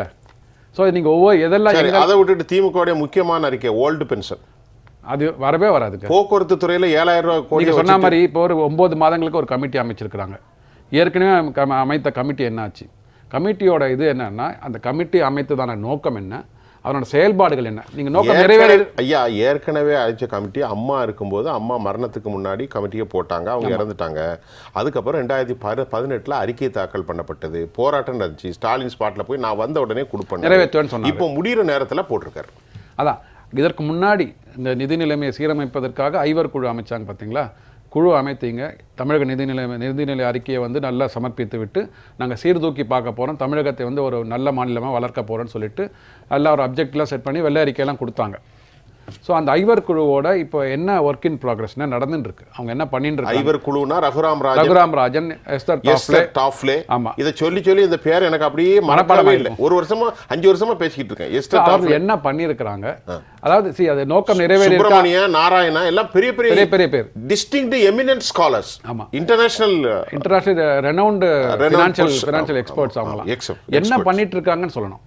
ஆனால் வந்து ஒரு 2 மாதங்களுக்கு முன்னாடி வந்து அரசாங்க ஊழியர்கள்ட்ட பேசும்போது செக்ரட்டரியேட்டில் வந்து முதல்வரே சொல்லியிருக்கிறாரு, நீங்கள் ஏதாவது உங்களுக்கு வந்து ஃபினான்ஷியல் பாலிசிஸை வந்து இம்ப்ரூவ் பண்ணுறதுக்கு உண்டான திட்டங்கள் உங்கள்கிட்ட ஏதாவது இருக்கா அப்படின்னு சொல்லிட்டு அரசாங்க ஊழியர்கள்ட்ட கேட்டிருக்கிறார். ஸோ இந்த ஐவர் குழு அமைத்தவர நோக்கம் என்ன, அவங்க என்ன பண்ணிட்டு இருக்கான்னு தெரியல. இப்போ அவர் அரசாங்க ஊழியர்கள்ட்ட போயிட்டார். இன்னும் இந்த ஆட்சி முடியும் தருவாயில் மக்கள்கிட்ட கேட்க வந்துடுவார் அவர். ஸோ மக்கள் நான் கேட்க வந்தானே என்ன ஆகும்னா, சரி இந்த ஆட்சி முடிஞ்சதுங்க, இப்போ 2026 வந்து நாங்கள் புதுசாக ஆட்சி அமைத்தால் நீங்கள் கொடுக்கின்ற திட்டங்களை எல்லாம் நாங்கள் வகுத்து உங்களுக்கு வரப்போகின்ற 26-31 வந்து நீங்கள் கேட்குற வாக்குறுதிகள் நிறைவேற்றி கொடுப்போம் அப்படின்னு சொல்லிட்டு வந்து புது நேரேட்டிவ் செட் பண்ண போயிடுவார் அவர். ஸோ அதாவது இப்போது இவர்கள் வந்து நீங்கள் வாக்குறுதிகள் தான் வந்து நீங்கள் சொன்னதை செய்யலை. சரி, நீங்கள் வந்து அங்கே பாராளுமன்றத்தில் போயிட்டு ஒரு வந்து எங்களுக்கு நிதி வேணும்னு கேட்குறீங்க இல்லையா? நீங்கள் சொல்கிறீங்க நிதி வேணும்னு கேட்குறீங்க, ஏன் வந்து மக்களுக்கு நம்பிக்கை வர மாட்டேங்கிறது? எம்பி வில்சன் ஐயா அவர்கள் பாராளுமன்றத்தில் கேட்குறாரு, ஜிஎஸ்டி நிலுவைத் தொகை, ஜிஎஸ்டி காம்பன்சேஷன் செஸ், அதாவது ஜிஎஸ்டி இம்ப்ளிமெண்ட் பண்ணதுனால மாநிலங்களுக்கு வருவாய் இழப்பு ஏற்பட்டது. அதனால் ஒரு 5 வருடங்களுக்கு வந்து மத்திய அரசாங்கம் வந்து காம்பன்சேஷன் செஸ் மூலமாக அவர்களுக்கு வந்து இழப்பீடு செய்தார்கள். அது கடைசியாக பார்த்தீங்கன்னா 23-24 வந்து எங்களுக்கு வந்து 10,000 கோடி, அதாவது ஒரு சின்ன பையன் கூட வந்து 10,000 கோடி 8,000 கோடி சொல்ல மாட்டாங்க. ஆக்சுவலாக என்னென்னா ஒரு டு த லாஸ்ட்டு பை தான் சொல்லுவாங்க. அதாவது கடைசி டிஜிட் வரைக்கும் சொன்னால் தான் நீங்கள் கால்குலேட் பண்ணுறது கரெக்டான நம்பர்னு தெரியும். 8,988 கோடி ரூபாய் இல்லை 6,755 கோடி ரூபாய் சொன்னால் தான் வந்து இவங்க கரெக்டாக கால்குலேட் பண்ணியிருக்காங்க போல இருக்குது. ஏன்னா ஜூலை 2022 முடிஞ்சிடுச்சு ஜிஎஸ்டி காம்பன்சேஷன். நீங்கள் 23-24 வந்து பட்ஜெட்டில் போடும்போது அதுக்கு போயிட்டு பாராளுமன்றத்தில் பேசும்போது கரெக்டான நம்பர் கொடுத்தீங்கன்னா மக்களுக்கு வந்து நம்பிக்கை வரும், நீங்கள் கேட்குறது கரெக்டான நம்பர். இவர் 10,000 கோடின்றாரு மொத்தமா. ஆனா அதே 10,113 இருக்கணும், கரெக்டா 646 இருக்கணும். அது 10,000 கோடி, அது இல்ல 10,613 சொல்லிட்டு உங்களுக்கு கணக்கு கேட்டுருவாங்கல்ல. கணக்கு கேட்டால் என்ன ஆகும்னு உங்களுக்கு தெரியும். சரி, அதிமுக வந்ததே கணக்கு கேட்டதுனால தான். ஸோ அப்படி இருக்கும்போது இவர்களுக்கு என்ன ஆச்சு பார்த்தீங்கன்னா, அந்த நிதிநிலை அறிக்கை தயாரிக்கிறாங்க. 23-24 நிதிநிலை அறிக்கை தயாரிக்கும் போது மத்திய அரசாங்கத்திலேருந்து மாநிலத்துக்கு வர வேண்டிய பணம், அதாவது தமிழக அரசுக்கு வர வேண்டிய நிதி 4,573 கோடி ரூபாய். நான் சொன்னது விலகத்தில் உங்களுக்கு லாஸ்ட் டிஜிட் வரைக்கும் போடணும். நிதிநிலை அறிக்கையில் போட்டிருக்காங்க, தமிழக நிதிநிலை அறிக்கையில் போட்டிருக்காங்க 4,573 கோடி ரூபாய். நீங்கள் கேட்டது எவ்வளோ? 10,000 கோடி. ஸோ மீடியாக்கெல்லாம் உங்கள் கையில் இருக்கிறதுனால நீங்கள் நெரேட்டிவ் செட் பண்ண முடியும். ஸோ மத்திய அரசாங்கம் பணம் கொடுக்கலன்ட்டு இந்த 4,573 கோடி ரூபாய் அடுத்த நிதியாண்டில் வந்திருக்குது. அது வந்துட்டு நம்ம சொன்னோமா? இல்லை. அப்புறம் இப்போ வந்து போன வருஷம் மிக்ஜாம் புயல் எவ்வளோ செலவு பண்ணாங்கன்னு சொன்னாங்க? 37,000 கோடி ரூபாய். 37,000 கோடி ரூபாய் செலவு பண்ணிட்டு இருந்தா அது நம்மளோட பட்ஜெட்டில் ஏதாவது ஒரு இடத்துல வந்திருக்கணும் இல்லையா? எவ்வளோ பெரிய வீக்கம் அது, சாதாரண வீக்கம் இல்லையா? நம்ம வந்து வருடம் 50,000 கோடி ரூபாய் ரெவென்யூ டெபிசிட்டை வந்து நம்ம வந்து தாங்கி கொண்டிருக்கிறோம் வருவாய் பற்றாக்குறையில். இந்த 37 போய் மேலே ஏறிச்சு அப்படின்னா 90,000 கோடி ரூபாயில் வந்துருக்கணும். பெரிய கூத்து. நம்ம இடைவேளைக்கு அப்புறம் சொல்கிறேன், அம்மாவுடைய திட்டம் வந்து அம்மா உணவகம் அதை ரிப்பேர் பார்க்குறதுக்கு 7 கோடி ரூபா வந்துச்சு, இன்னும் 21 கோடி ரூபா வருதுன்னு பெருசாக பேசின தமிழ்நாடு அரசும் அரசு பிரதிநிதிகளும் 37,000 கோடினா can you imagine how is it possible?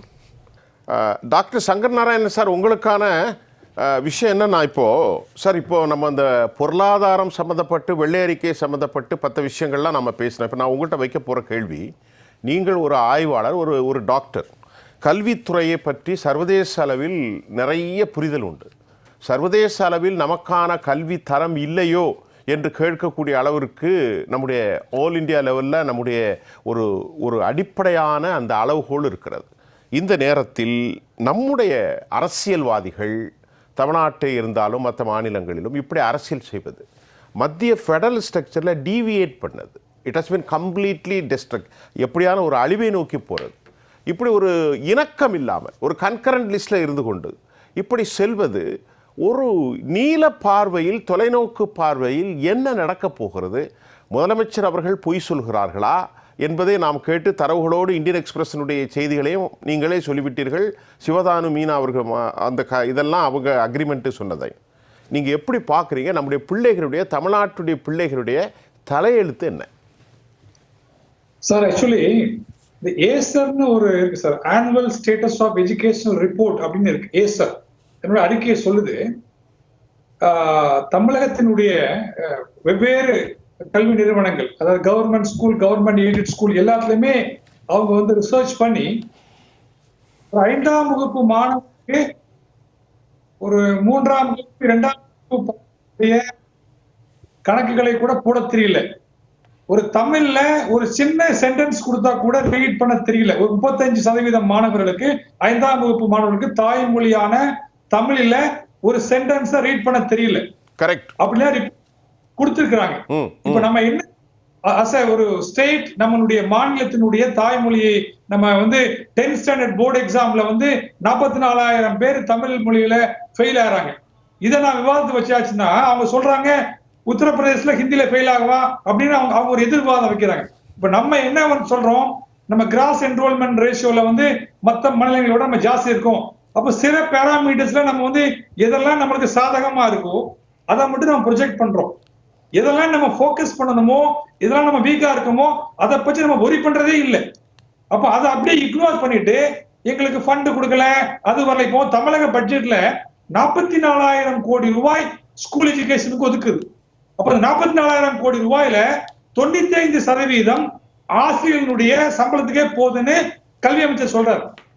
அப்ப தமிழக அரசு அவங்களுடைய கொள்கைகளையும் திட்டங்களையும் இன்ட்ராஸ்பெக்ட் பண்ணணும். நம்ம எங்க லேப்ஸா இருக்கிறோம், எந்த இடத்துல நம்ம வந்து சரியா கவனிக்கல, அதுல போக்கஸ் பண்ணாம அதை மடை மாற்றி விட்டுட்டு எங்களுக்கு இந்த மத்திய அரசு கொடுக்கக்கூடிய இந்த பிஎம்சில 60% தான் மத்திய அரசு கொடுக்கும், 40% ஸ்டேட் கவர்மெண்ட் போடணும். இப்போ நம்மளுடைய முதலமைச்சர் வந்து டெல்லிக்கு போயிருந்தார். அரவிந்த் கெஜ்ரிவாலுடைய மாடலை பாக்குறதுக்காக நிறைய ஸ்கூல் மாவட்டத்துக்கு போயிருந்தார். அதெல்லாம் பார்த்துட்டு இம்ப்ரெஸ் ஆகி அதே மாதிரி மாடல்ல தமிழகத்திலையும் நம்ம ஸ்கூலை உருவாக்க போறோம். ஒவ்வொரு மாவட்டத்திற்கும் ஒரு மாதிரி பள்ளி உருவாக்க, அதை தாங்க பிஎம்சி சொல்லுது. தமிழக அமைச்சர் டெல்லி போயிட்டு விசிட் பண்ணி வந்து அதே மாதிரி இம்ப்ளிமெண்ட் பண்ணணும்னு சொல்றக்கூடிய அந்த ஸ்கீமுக்கு தான் பிஎம்சி வந்து ஹெல்ப் பண்ணுது. இப்போ நீங்க அதையும் வேண்டாம்னு சொல்றீங்க. அப்போ வந்து வாட் இஸ் யுவர் ஃபோக்கஸ்? அப்போ நீங்க எதை தான் சொல்ல விரும்புறீங்க? ஒன்னு, you have your own ideas to implement and develop தி, மாணவர்களுடைய கல்வியின் தரத்தை உயர்த்துவதற்கு உங்களுக்கு சில கொள்கைகள் இருக்கணும். அல்லது வந்து மத்திய அரசினுடைய திட்டங்களை இம்ப்ளிமெண்ட் பண்றதுக்காக you want support. Neither do this நார் தட். இது எதுவுமே இல்லாம யூ ஆர் கோயிங் இன், அதாவது பாதையும் தெரியாம எந்த வண்டியில போறோம்னு தெரியாம ஒரு தமிழகத்தினுடைய கல்வி வந்து பெரிய கேள்விக்குறியா இருக்கு. ஏதோ சில பேராமீட்டர்ஸ் வந்து நம்ம மாணவர்களுடைய தனித்திறமையால அச்சீவ் பண்ணா கூட அதுக்கு நம்ம கிரெடிட் எடுத்துக்கிறோம். அது நம்ம வந்து சில ஏரியாஸ்ல வந்து வி ஆர் அஹெட், கல்வியில வந்து போறோம்னா அது மாணவர்கள் வந்து அவங்க சொந்த ஆர்வத்துல படிக்கணுங்கிற இதுல அவங்க போறாங்க. இப்ப அதே மாதிரி பார்த்தா ஒரு மாணவனுக்கு ஒரு ஒரு கணக்கு போட தெரியல, ஒரு கூட்டல் கணக்கு போட தெரியல, ஒரு வகுப்பல் தெரியல, பெருக்கல் தெரியல, 5ஆம் வகுப்பு படிக்கிறான். தாய்மொழியான தமிழ்ல பேச தெரியல, எழுத தெரியல. இப்ப அதுக்கு நம்ம what steps we are taking? அதுக்கு வந்து கேள்வி கேட்டா அது வந்து நீங்க வந்து நாங்க அவங்க ஒரு கேள்வி நம்ம திருப்பி கேட்கறாங்க. இதே எல்லா மாநிலத்திலயும் தான் இது மாதிரி இருக்கு. அப்ப நம்ம பெருமைப்படக்கூடாது இல்லையா?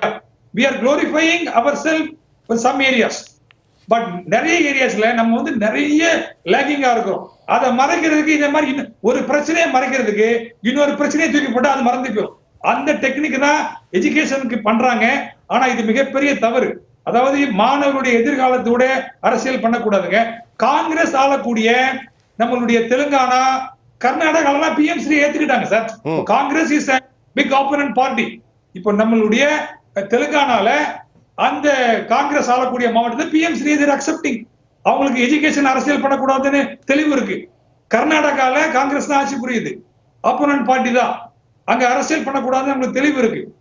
பட் நம்ம தமிழகத்துல அரசியலை வந்து கல்வியோட கலக்கக்கூடாது அப்படிங்கிற அந்த பாலிசி வந்தாதான் தமிழக மாணவர்களுக்கு ஒரு சிறப்பான கல்வி கிடைக்கும். இப்ப எல்லாத்துலயுமே அரசியல் பண்றாங்க, நீட்ல அரசியல் பண்றாங்க. இப்போ பிஎம்சில வந்து there is no மும்மொழி கொள்கை பத்தியே கிடையாதுங்க. It is only for increasing ஒரு லேப்ஸ், ஒரு இன்ஃப்ராஸ்ட்ரக்சர், நல்ல ஒரு குடிநீர், நல்ல ஒரு கழிப்பிடம், அப்படி மாதிரி ஒரு மாடல் ஸ்கூல். இப்போ தமிழ்நாட்டிலேயே வந்து 34 கேந்திர வித்யாலயா ஸ்கூல் வந்து பிஎம்சி கேந்திர வித்யாலயா ஸ்கூல்ஸ் இருக்கு. அவங்க வந்து already they are implementing the school the policies.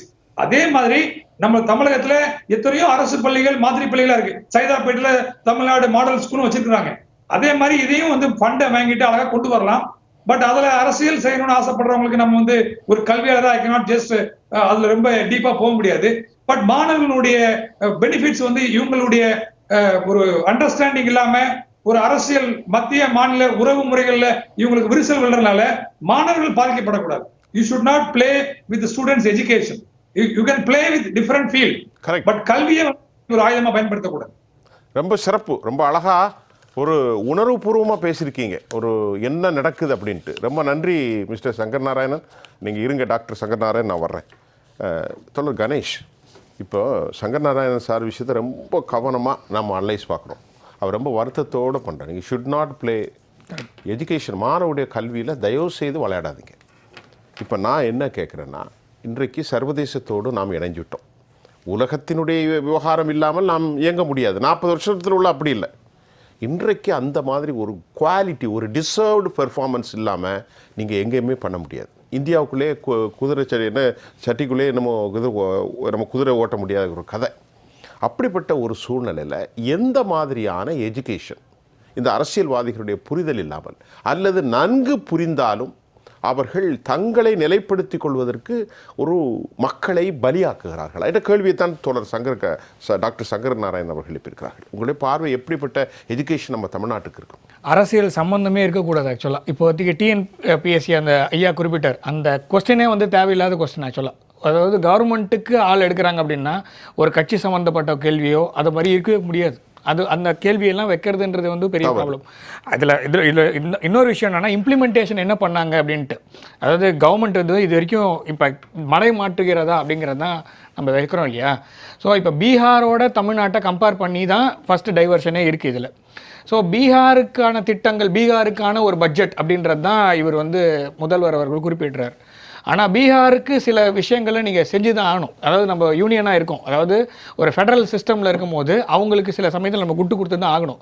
North east ஸ்டேட்ஸுக்கும் special ஸ்டேட்டஸ்குள்ளே இருக்க ஸ்டேட்ஸ்க்கும் மாத்திரம்தான் 90% 10% அந்த ரேஷியோவில் வந்து ஃபண்ட்ஸ் அலோகேட் பண்ணுறாங்க அப்படின்றது இருக்குது. இதெல்லாம் தெரிஞ்சு தான் 60-40 தான் நம்மளுக்கு இருக்குது, 60-40 தான். ஸோ அதெல்லாம் இருக்கும் போது இம்ப்ளிமெண்டேஷன் இவங்க மற்ற விஷயத்தில் என்ன பண்ணாங்க அப்படின்றத நம்ம பார்க்கணும். ஸோ 2000 கடன் நான் வந்து குறிப்பிட விரும்புவது என்ன பார்த்தீங்கன்னா, 2011 வந்து 1,15,000 கோடியாக இருந்த தமிழ்நாட்டோட கடன், அது debt to the GDP ratio வந்து 19% இருந்தது. 2021 வந்து பார்த்தீங்கன்னா 4.5 லட்சம்லேருந்து 4.25 லட்சம் கோடி. அது ஏன்னா நடுவில் வந்து கோவிட் இருந்தது. கடைசி வருஷம் தான் நிறைய கடன் வாங்கியிருக்காங்க தமிழ்நாடு கவர்மெண்ட். அது வரைக்கும் வந்து பார்த்தீங்கன்னா 2022-21 தான் வாங்கியிருக்காங்க. ஏன்னா அது வரைக்கும் முன்னாடி வரைக்கும் 2 லட்சம் கோடி தான் வாங்கியிருக்காங்க. ஸோ அது வந்து 22% இருந்து கடனுக்கும் ஜிடிபிக்கும் உள்ள நடுவில். இப்போ அது எந்த அளவுக்கு இருக்குன்னு பார்த்தீங்கன்னா 7 லட்சம் கோடியாக இருக்குது. கடன். ஸோ இப்போ லாஸ்ட் 5 வருஷத்தில் கிட்டத்தட்ட வந்து 4 வருஷத்தில் லாஸ்ட் 4 வருஷத்தில் வந்து பாதிக்கு பாதி, அதாவது 10 வருஷம். அப்போ நீங்கள் சொல்கிறத பார்த்தா திமுக 21லேருந்து இந்த 4 வருஷத்தில் டபுள் ஆக்கியிருக்காங்க. பெரிய பூமி. ஆமா, கிட்டத்தட்ட டபுள் ஆயிருக்கு. 10 வருஷத்துல இன்க்ரீஸ் ஆன கடன் வந்து கிட்டத்தட்ட 4 வருஷத்துலயே ஆல்மோஸ்ட் இன்க்ரீஸ் ஆயிருக்கு. இப்போ 25%. அதற்கான ரெப்புடேஷன் அதான் இப்போ கேட்க வந்தது என்ன இம்ப்ளிமெண்டேஷன் பண்ணாங்க அப்படின்னு நம்மளுக்கு தெரியல. ஸோ அதுக்கான வெள்ளை அறிக்கை கண்டிப்பா கொடுக்கணும் கவர்மெண்ட். ஸோ ரெண்டாவது வந்து நம்மளுடைய ப்ளஸ் பாயிண்ட்னு ஒன்று இருக்குது. தமிழ்நாட்டுக்குன்னு சில விஷயங்கள் ப்ளஸ் பாயிண்ட் இருக்குது. அதில் எஜுகேஷனும் நம்ம கண்டிப்பாக சொல்லி தான் ஆகணும். ஏன்னா கிட்டத்தட்ட 485 இன்ஜினியரிங் காலேஜ் இருக்குது. நான் சொல்கிறது இன்ஜினியரிங், நம்ம வந்து இன்ஜினியரிங்கோடைய 546 இல்லை 485 500. ஆமாம், 500லேருந்து 485 குறைஞ்சிருக்கு. மெடிக்கல் காலேஜில் 78 மெடிக்கல் காலேஜ் இருக்குது. அதில் ப்ரைவேட் வந்து 33 இருக்குது, கவர்மெண்ட் 38 மெடிக்கல் காலேஜ் இருக்குது. கடந்த 4 வருடங்களில் எத்தனை மெடிக்கல் காலேஜ் நம்ம இந்த ஃபண்ட்ஸை யூட்டிலைஸ் பண்ணியிருக்கோம். அதே மாதிரி கடந்த அதாவது 10 வருடங்கள் 2011லேருந்து 2021 வரை எத்தனை மெடிக்கல் காலேஜ் வந்து தமிழ்நாடு அழுத பிள்ளை பால் குடிக்கும். அதில் நான் மாற்று கருத்தே இல்லை. அதுதான் நம்ம வேலை. அதுதான் நான் கேட்டு, அதாவது ஒரு முதலமைச்சர் எப்படி மக்கள் people representative active accordingly constitution வந்து which has been priorities for the elected body, they should have a responsibility to approach to concerned authority to get money or muscles and anything. ஒவ்வொரு என்ன தேவையோ நாங்க பெற வேண்டும். நம்ம ஒரு சர்வீஸ் ஓரியன்டட் வேலை தானே. கண்டிப்பா. நீ உட்கார்ந்து முரண்பட்டா என்ன நடக்கும்? முடியாது. இல்ல 2021 வரைக்கும் 2011லேருந்து எத்தனை மெடிக்கல் காலேஜ் வந்திருக்குன்னு பாருங்க. 2021லேருந்து 2024 வரை எத்தனை மெடிக்கல் காலேஜ் வந்திருக்குன்னு பாருங்க. 2022 பிப்ரவரி மாதம் இதே மாதிரி ஒரு விழாவில் வந்து பிரதமர் நரேந்திர மோடி அவர்கள் வந்து நிறைய மெடிக்கல் காலேஜ் திறந்தார். ஆனால் அது வந்து திமுக ஆட்சிக்கு வந்த பிறகு ஒரு 6 மாதங்கள் கழித்து நடந்த விழா அப்படின்னு வச்சு பார்க்கும்போது இந்த கட்டுமானவங்கெல்லாம் முன்னாடி இருந்த ஆட்சியிலே முடிஞ்சிச்சுன்னு தான் எடுத்துக்கணும்.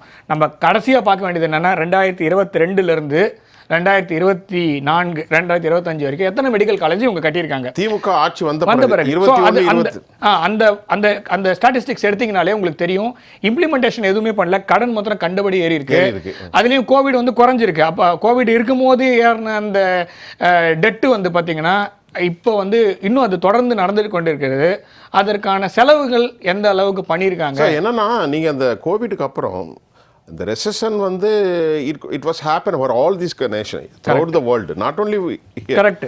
மத்திய அரசாங்கம் இன்னைக்கு 176 லட்சம் கோடி கடன் இருக்குன்னா அது ஒரு காரணம். கரெக்ட். அமெரிக்கா ரெசெஷனை நோக்கி போய் கொண்டிருக்கு. கண்டிப்பா. அமெரிக்காவுடைய கடனை கேட்டால் தலையாரிடம் 36 ட்ரில்லியன். கரெக்ட். 3300 லட்சம் கோடி. யாருக்காவது புரியுமா? யாருக்கும் புரியாது. சீனாவும் ரெசெஷனை போயிட்டு இருக்கு. நம்ம அதெல்லாம் பேசுறோம். ஆனால் இவர்கள் சொல்லுவது ஒரு சின்ன மாநில அளவில் இந்த முதல் பெரும் பாதிப்பு ஏற்படும். இல்ல, இந்தியாவுடைய கடன் ஏறி இருக்குன்னா அதுக்கு கேபிட்டல் எக்ஸ்பெண்டிச்சர் பண்ணிருக்காங்க. எல்லா இடத்துலயும் உங்களுக்கு தமிழ்நாடு என்ன பண்ணிச்சு? அதுதான். அதாவது நீங்க சொன்னீங்க 22ல எத்தனை மெடிக்கல் ரோடு போட்டிருக்காங்க, வந்தே பாரத் எக்ஸ்பிரஸ் விட்டுருக்காங்க, ஒவ்வொரு இதுக்கும் கணக்கு தனித்தனியா கொடுத்துருக்காங்க. தமிழ்நாட்டுக்கும் சேர்த்து தான் வந்தே பாரத்ல இங்க தான் செஞ்சு வெளியில அனுப்புறாங்கன்னு வச்சுப்போம். ஸோ எல்லாமே இருக்கும் போது அங்க செலவு பண்ணதுக்கான கணக்கு காண்பிக்கப்பட்டது. இங்கே பண்ண செலவுக்கு கணக்கு எங்கே அப்படிங்கிறது இல்லை. பண்ண செலவுக்குன்னா வட்டி வாங்கி அதை நம்ம சுப்பிரமணியன் கடைசி ஒரு கேள்வி கேட்போம்.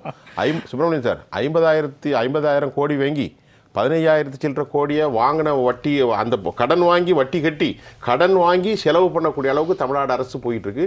It has been taken very ஒரு லாங் டைம் கன்சர்ன். ரொம்ப 8 லட்சம் கோடியை நோக்கி நான் கேட்கிறேன். ஒரு கவலைக்குரிய ராமன் சார், தமிழக அரசினுடைய பொய்யான வாக்குறுதிகள், தமிழக அரசினுடைய பொய்யான ஸ்டேட்மெண்ட், இதெல்லாம் நம்ம பேசிட்டோம். நீங்கள் அத்தனையும் பொய்யான ஸ்டேட்மெண்ட்டும் பொய்யான வாக்குறுதி தான். இன்றைக்கி பள்ளி கல்வித்துறை அமைச்சருடைய சொந்த மாவட்டம் திருச்சி மாவட்டம். திருச்சியிலே நீங்கள் அந்த மாவட்டத்தில் பார்த்தீங்கன்னா பச்சைமலைன்னு அது ஊரில் பிள்ளைகள் அரசாங்க படுத்தல மாணவர்கள் கட்டிடம் இல்லாமல் மரத்தடியில் நின்று படிக்கிறாங்க. எங்கே சொல்லி 21ஆம் நூற்றாண்டு நோக்கி டிஜிட்டல் மயமாக்கி சொல்லிக்கின்ற நாட்டில் அவருடைய சொந்த பள்ளிக்கல்வி அமைச்சருக்கு சொந்த ஊர்லேயே வந்து பார்த்தீங்கன்னா மரத்தடியில் இடம் இல்லாமல் மரத்தடியில் இருந்து படிக்கிறாங்க. அதே போல் நீங்கள் பார்த்தீங்கன்னா 2026 இன்றைக்கி பிரதமர் என்ன சொல்லுகிறாருன்னா, டெல்லியில் ஆம் ஆத்மி தோல்வி கண்டுள்ளது, பாஜக மிகப்பெரிய வெற்றி கண்டுள்ளது. டெல்லியில் ஆம் ஆத்மி ஆட்சி நடந்த அத்தனை ஊழல்களையும் அராஜகங்களையும் இஞ்சி பை இஞ்சாக விசாரித்து மக்கள் மன்றத்தில் சமர்ப்பிப்போம். அதே போல் தான் தமிழ்நாட்டில் பாஜக தலைமை என்ன சொல்லுதுன்னா, நிச்சயமாக 2026 திமுக ஆட்சி அகற்றப்படும், எல்லா அமைச்சரும் ஜெயிலுக்கு போகிற ரெடியாக இருங்க. காரணம் என்ன, பொங்கலுக்கு வேட்டு சேலை கொடுத்தாங்க இல்லையா, ரெடியா இருங்க, நம்ம மாலை போட்டா கொண்டு போவாங்க, விசாரணை பண்ணி விசாரணை பண்ணி எல்லாம் ரெடியா இருங்க. கைத்தறித்துறை அமைச்சர் பொங்கலுக்கு வேட்டு சேலை கொடுத்தாங்க ரேஷன் கடையில்.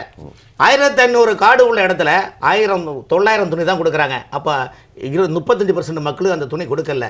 இது எப்படின்னா அந்த கூட்டுறவு சங்கங்கள் மூலமாக அமைச்சரை பினாமிகளை வச்சு ஒரு போலி பில்லை போட்டு மட்டமான துணியை கொண்டு கொடுக்குறாங்க. அதிகாரிகள், நேர்மையான அதிகாரிகள் தமிழ்நாட்டில் வேலை செய்ய முடியல சார். ஒரு சின்ன உதாரணம், 2004 மாண்புமிகு அம்மா முதலமைச்சர் இருந்தாங்க. அப்போ சுனாமி வந்துல்ல. ஆமாம், சுனாமி வந்து நாகப்பட்டினம் கலெக்டர் டாக்டர் ராதாகிருஷ்ணன் அந்த பெற்றோர்களை இழந்த 2 பெண் குழந்தைகள் எடுத்து காப்பகத்தில் படிக்க வைக்கிறாங்க. அந்த பிள்ளைகளுக்கு தன்னுடைய பிள்ளைகளாக நினைத்து ராதாகிருஷ்ணன் அவர்கள் தற்போது கடந்த வாரம் ஒரு மீனார் ஒரு மாணவிக்கு கல்யாணம் பண்ணி வச்சாங்க. அப்போ அதில் என்ன சொல்லுவாருன்னா, ஒரு தாயுள்ளத்தோடு மட்டுமல்ல, சகிப்புத்தன்மை, IAS அதிகாரிகள் கூட பார்க்காமல் அந்த பெற்றோர்களை இழந்த அந்த குழந்தைகளுக்கு ஏதோ ஒரு உதவி செய்ய வேண்டும் என்று காப்பகத்தில் விட்டு படிக்க வைத்து திருமணம் செய்து வைக்கக்கூடிய அளவுக்கு மனதில் உள்ள பல அதிகாரிகள் இன்னைக்கு தமிழ்நாட்டில் இருக்கிறாங்க. ஆனால் இன்னைக்கு நிலைமை என்ன தெரியுமா? ஒவ்வொரு துறை அமைச்சர்களும், அந்த துறை சார்ந்த அரசு செயலர்கள், அந்த துறை சார்ந்த அரசு இயக்குநர்கள்லாம் சேர்ந்து அமைச்சர் கூட அன்கோ போட்டு அமைச்சருடைய உதவியாளர், ஒவ்வொரு அமைச்சருக்கு அண்ணன் அமைச்சர்னா தம்பி பினாமி, தம்பி அமைச்சர்னா அண்ணன் பினாமி, அண்ணன் அமைச்சர்னா குழந்தையார் பினாமி, குழந்தையார் அமைச்சர்னா குழந்தையாருக்கு புருஷங்காரன் பினாமி, இப்படி 60-70 பினாமியில் போட்டு ஐயா தமிழ்நாட்டில் 38 மாவட்டம் தான் இருக்குது. தமிழ்நாட்டில் 38 மாவட்டம் பத்தாது ஐயா. 234 சட்டமன்ற தொகுதிக்கும் ஒரு மாவட்டத்தை உருவாக்கினா கூட அவங்களுக்கு சம்பாதிச்ச இன்னும் கொண்டாட மனதில் இருக்கின்றது. தமிழகத்தில் இன்னைக்கு என்ன நிலைக்கு நான் முதலமைச்சருக்கு பார்வைக்கு சொல்கிறேன். உங்களுடைய அமைச்சர்கள் இருக்கக்கூடிய பல அமைச்சர்கள் தங்களுடைய பினாமிகளை யாரை வச்சிருப்பேன்னா அந்த அரசு துறையினுடைய செயலாளர்களை வைத்து போலி பில் போட்டு பல கோடிகளை ஏற்பமிட்டு தமிழ்நாடு முழுவதும் ரியல் எஸ்டேட் எந்தெந்த ஊரில் புது பஸ் ஸ்டாண்டு வருகின்றதோ அந்த பஸ் ஸ்டாண்டை சுற்றியுள்ள அக்கம் பக்கம் ஒரு 10-15 கிலோமீட்டர் பார்த்து அத்தனை பினாமி பேரில் ரியல் எஸ்டேட்டும் பில்டரும் கன்ஸ்ட்ரக்ஷன் பண்ணிட்டாங்க சார். இது தமிழ்நாட்டில் நிதி இல்லையா? தமிழ்நாட்டில் பணம் தானே, தமிழ்நாட்டு மக்களுடைய பணம் தானே. இந்த பணத்தை எல்லாம் நீங்கள் கொள்ளையடித்து நீங்கள் உங்கள் குடும்ப வளர்ச்சிக்கு செய்கிறீர்களே. நீங்கள் தமிழ்நாட்டில் உங்களுக்கு வாக்களித்த மக்களை கடுகுலோட நினைக்கலையே. அப்படி என்றால் மனசாட்சி வேண்டாமா சொல்லுங்க? வந்து சம்பாதிக்கணும், மனசாட்சி வேண்டாமா? நாடாளுமன்றத்தில் கனிமொழி கூட என்ன பேசுறாங்க?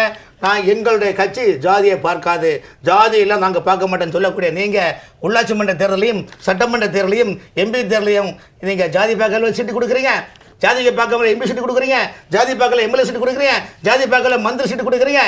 ஏன் உங்களுக்கு துணை முதலமைச்சர் வேற ஆள் இல்லையா? வேற ஆள் கொடுக்கலாமே.